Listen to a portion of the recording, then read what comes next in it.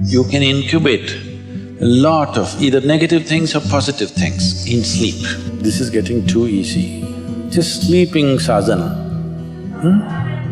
So coming awake to an alarm bell with a certain start is not the best way to do your life.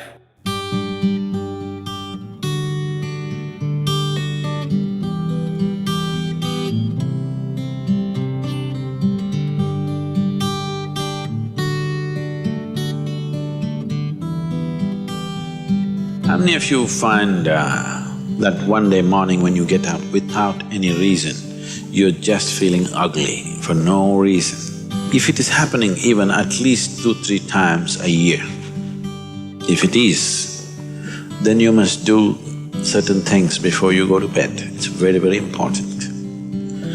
Because unconsciously, you need to understand this, you can incubate a lot of either negative things or positive things in sleep. Either pleasantness or unpleasantness, you can incubate very effectively, uninterrupted in sleep. You can also incubate it in the day, but there are so many interruptions, it doesn't happen very efficiently.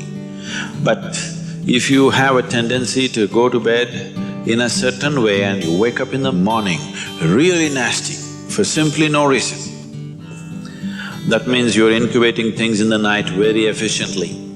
Bad eggs.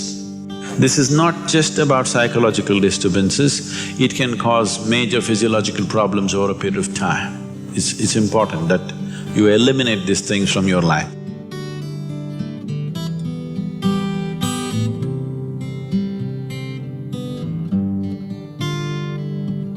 So, before you go to bed in the night, there are certain things that you need to take care of. It's best if you're eating meat and other kinds of meals, you eat at least 3 to 4 hours before you go to bed. The digestion is over. Before going to bed, drink a certain amount of water and go to bed. You will see it gets taken care of just like this. One simple thing can be just a shower. Always to shower before go to bed, it'll make a lot of difference. In this weather, maybe cold showers are difficult, so you go for lukewarm showers, don't go for hot showers in the night. Go for lukewarm showers, it makes you alert. So you will think, oh, I cannot sleep. It doesn't matter, you will sleep 15-20 minutes or half an hour later, but you will sleep better because it will take away certain things. When you shower, it is not just the dirt on the skin that you're taking away. Have you noticed if you're very tense and anxious, whatever, just a shower, you came out, it feels like almost the burden has been taken away from you? Have you not noticed this? So it's not just about washing the skin, a whole lot of things happen when water flows over your body. This shower is a very rudimentary buddhi shuddhi because over 70% of your body is actually water. If you run water over it, a certain purification happens, which is beyond cleaning the skin.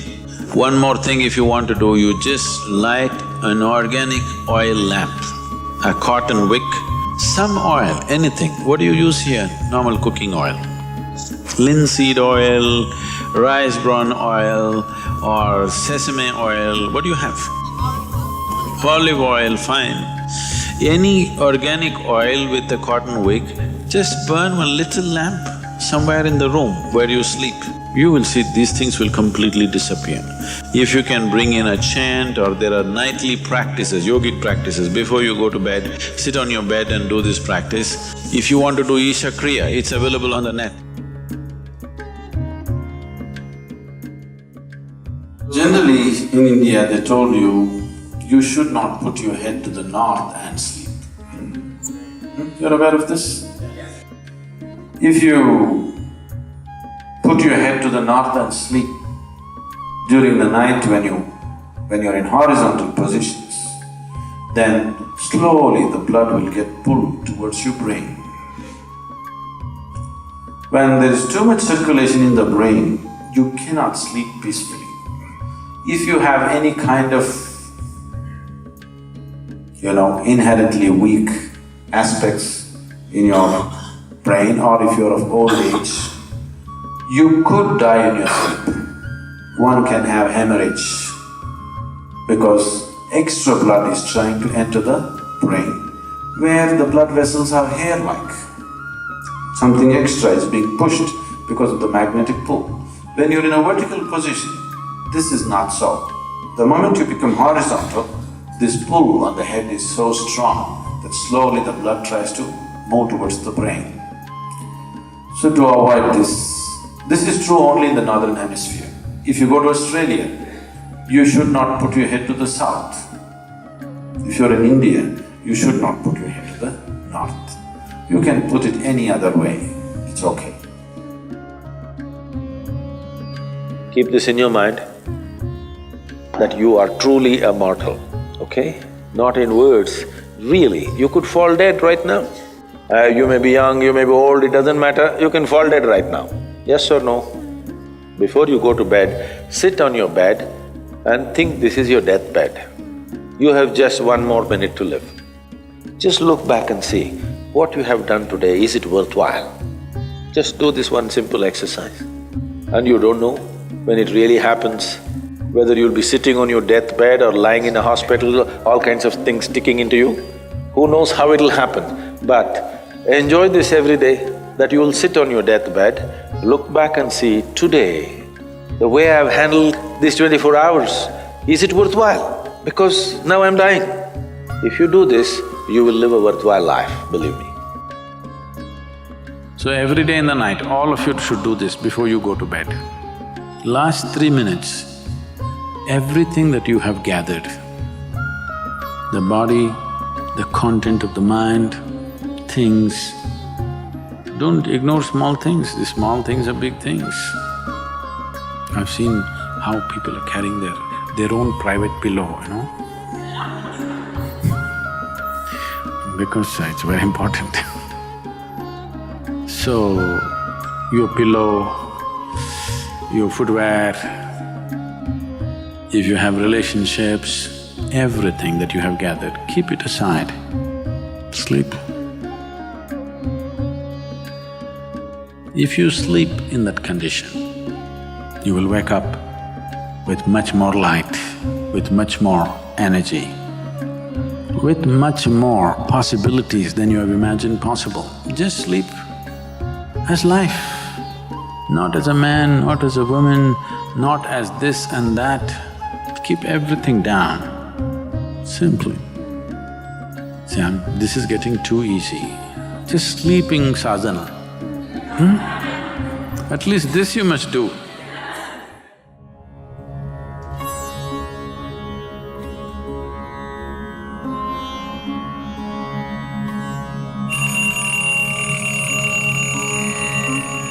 So what kind of sounds come awake to will determine the context of the day and the future of your life in many ways. So coming awake to an alarm bell with a sudden start is not the best way to do your life. It is best that if you need a certain amount of sleep, if your body right now, because of the kind of food that you consume and the kind of thoughts and emotions that you process within yourself, accordingly you may… and the level of vibrance that you have managed within your body will determine how much sleep you need. Let us say you need let's say you need 8 or 12 hours of sleep. I was saying the wrong number Whatever amount of sleep you need, you know how much you need. So you go to bed early enough so that you come awake naturally. If you're coming awake naturally, and suppose you have a doubt whether you will come awake or not, if you have a certain chant, if you've identified one of the Vairagya chants, you can use it.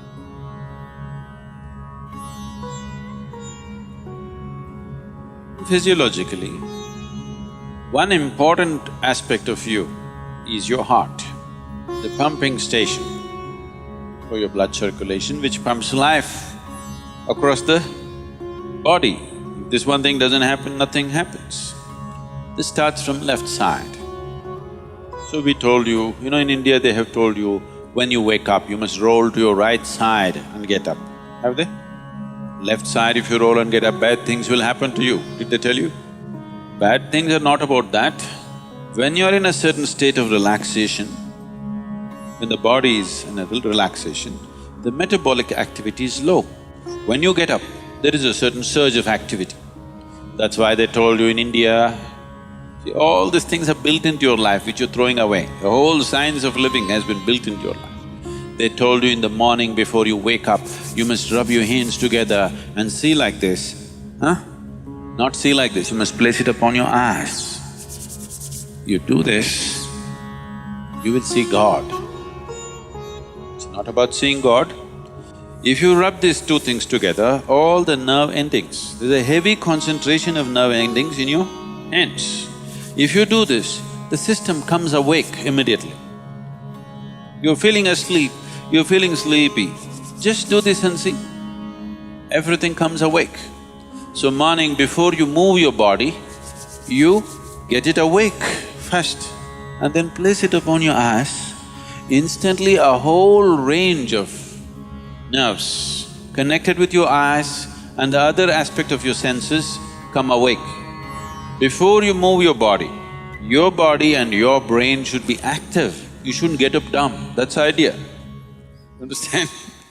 So you do that and then roll over to your right and get up.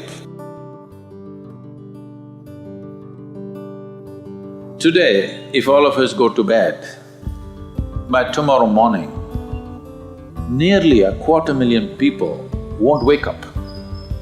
Natural death in the world. Suppose you wake up tomorrow, you guaranteed? Have you come with a guarantee card? No guarantee card.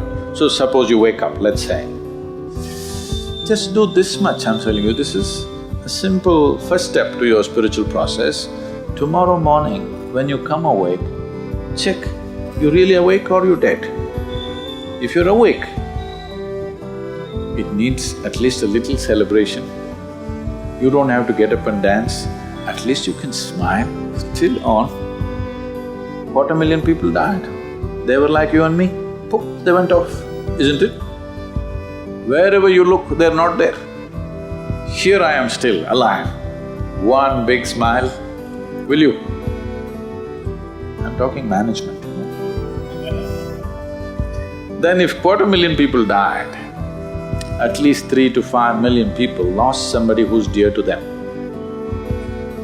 You check those 3, 4, 5 people who matter to you, all of them alive today. One more big smile, hello? Will you or not? Alive. If suppose right now, we put a gun to your head, will you think it's a relief? No. You'll be terrorized, isn't it? So that's how precious it is to be alive, isn't it so? That's how precious it is for you to be alive. So tomorrow morning, 250,000 people died overnight, but you're still alive. Does it not at least deserve a big smile, I'm asking you? And all the people who matter to you are all alive today. One more big smile?